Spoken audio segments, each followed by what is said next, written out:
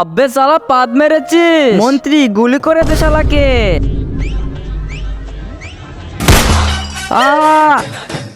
আবারও ভুল নিশানা।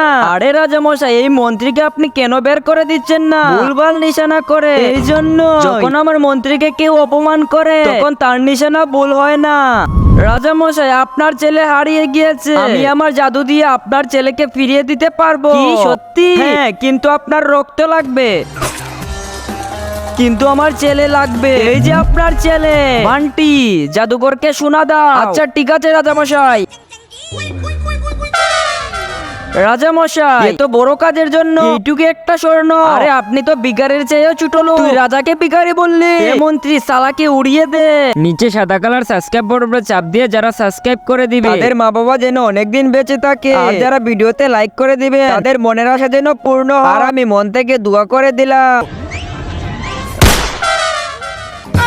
আব্বে শালা, এটা তুই কি করলি? আমার ছেলেকেই মেরে দিলি।